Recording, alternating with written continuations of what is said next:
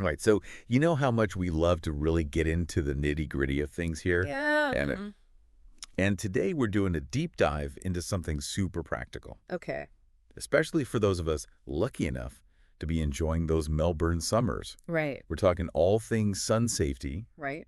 but not just the usual, slip, slop, slap. Yeah. We're going deeper into understanding the UV index Interesting. and how to really make it work for us. Yeah. That's important, I think, Because let's be real, Uh-huh. that Aussie sun is no joke. No, it's not. We've got some great source material today that's going to help us break down Okay. not just what the UV index is, but how to use it to actually stay safe and have fun in the sun I like that. without, getting fried to a crisp. Yes, definitely. And I think it's so easy to Yeah. underestimate the power of the sun down here, Mhm. especially I think for people who are maybe visiting from overseas Right. or, even other parts of Australia where the sun isn't quite as strong. Yeah. You might be surprised to know Mm-hmm. that Melbourne actually has a higher rate of skin cancer Yeah.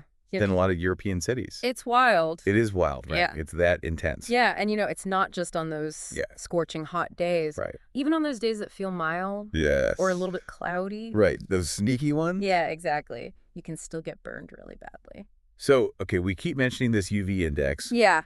but for anyone who might not be totally familiar with it, can you Right. kind of break down what exactly? Yeah. So basically, the UV index is like a weather forecast, but specifically for sunburn risk. Okay. So it measures how strong the sun's ultraviolet radiation is at a specific time and place. Okay.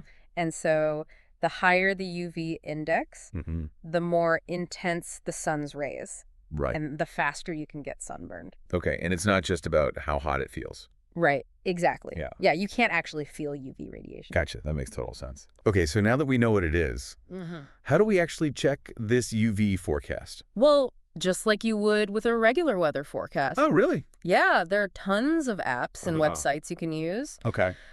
Even some weather reports will include the UV index. Oh, okay, cool. One website that we found that's really user-friendly is Yeah. uvindex.io. uvindex.io. Yeah. Okay.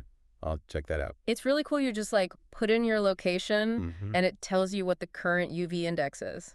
That's so handy. Yeah, it's super easy. I've always just kind of relied on sunscreen and trying to stay in the shade when the sun feels strong. Yeah. But I've definitely had those moments where I've totally misjudged it and ended up with a really bad sunburn. Yeah, I know what you mean. It's the worst. Yes. Have you ever found yourself kind of second guessing the index? Sometimes, yeah, especially on those cloudy days where the UV index might be higher than you would expect. Right. But I think that just goes to show that, you really do have to pay attention to it Uh-huh. because those UV rays can penetrate through the clouds. That's a good reminder. Yeah. Yeah. So even when it's overcast, Right. we still need to be sun smart. So we know the index is important. We know how to check it. Uh-huh. What are the best ways to actually protect ourselves? Okay. Besides, just hiding inside all summer. Right. Well, sunscreen is obviously a big one. Okay. Make sure you're using a broad spectrum sunscreen with an SPF of 30 or higher Okay. and reapplying it every 2 hours. Every 2 hours. Wow. Yeah, especially after swimming or sweating. Okay. But beyond sunscreen, Yeah. seeking shade is really important, Okay. especially during those peak UV hours, Okay. which are typically between 10 a.m. and 4 p.m. Gotcha. And then, of course, don't forget protective clothing. Okay. So things like a wide-brimmed hat, sunglasses, and lightweight long-sleeve shirts can make a huge difference. I never used to be a hat person. Really? Yeah. I know it's funny. I used to think they were just a fashion statement. Right. And now I never leave the house without one during the summer. Yeah, that makes sense. It's crazy how much of a difference it makes. Oh, yeah. So to wrap things up, Yeah. it's clear that sun safety in Melbourne is not something to mess with. No. The UV index is an essential tool. Uh-huh. And thankfully, we've got resources like uvindex.io to keep us informed. Exactly. Yeah. Any other final thoughts?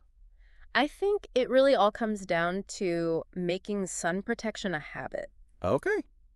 So think about how you can integrate checking the UV index into your daily routine. Yeah. Maybe it's part of your morning check along with the weather. Okay. Or maybe you set a reminder on your phone. Right. The key is to make it effortless so you can really enjoy those Melbourne summers safely. Great advice. Thanks for joining me for this deep dive. My pleasure. We'll see you next time. See you then.